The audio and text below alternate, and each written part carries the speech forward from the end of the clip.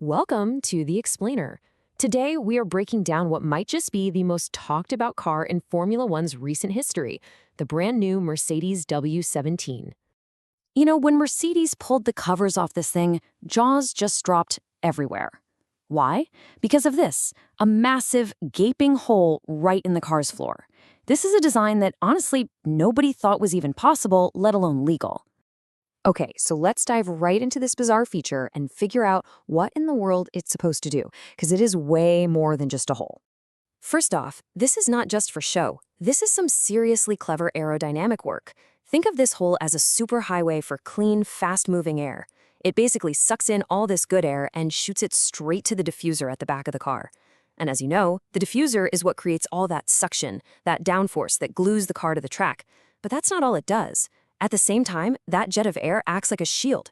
It blasts away all the messy, turbulent air that comes off the rear tires.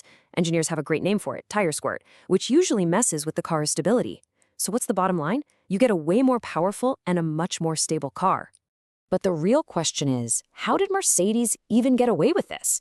To understand that, we gotta look at the brand new world this car was designed for, the completely radical new rulebook for the 2026 season. Yeah, in 2026, Formula One is hitting the big red reset button. We're not talking about a few small changes here and there. No, this is one of the biggest overhauls the sport has ever seen. And you know what that means? It opens the door for some truly wild ideas. So the cars themselves, they're going on a serious diet. They're going to be narrower, shorter, and lighter. But the really interesting thing here is the change in aerodynamics. DRS, the thing we've all gotten used to for overtakes, gone. It's being replaced by this new active aerodynamic system. We're talking moving wings on the front and the back. It's a whole new ballgame. And it's not just the aero. The power units are getting a massive shakeup. That super complex MGUH thing, it's out. The electrical power is getting a huge boost, and the cars will be running on 100% sustainable fuels. This completely changes how these cars make their speed. So you see, it's this total rewrite of the rules that created the perfect storm. Anytime you throw out the old rulebook and bring in a new one, especially one this different, you're just begging for clever engineers to find, let's call them creative interpretations. Which brings us back to the big question. How in the world is a giant hole in the floor legal? Well, the secret isn't in what the rules say. It's in what they don't say. It all comes down to some very, very specific, and you could argue slightly naive, wording. Okay, get this. The new rulebook states the floor must be a single, simply connected volume. Now, that sounds technical, but as a former F1 engineer pointed out, it's kind of vague. Think about it. A donut is a single volume, right? But it's got a hole right in the middle. And that, right there, is the genius of the loophole. And this slide just shows it perfectly.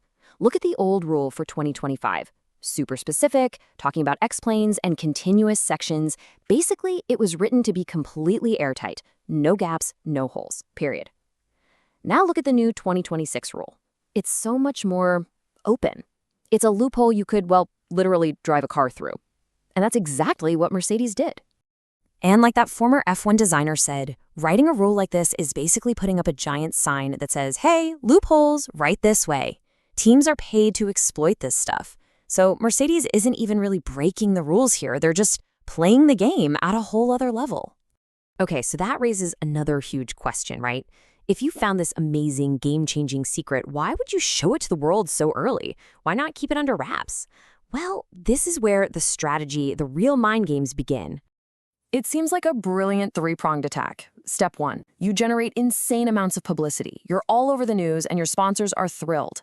Step 2, you send all your rivals into a complete meltdown. Now they have to waste precious time and millions of dollars trying to figure out if they should copy you. And step 3, the sneakiest part. While everyone is obsessed with the big, obvious hole in the floor, what else on the car are they not looking at? And trust me, the mind games don't just stop with the aerodynamics. Nope.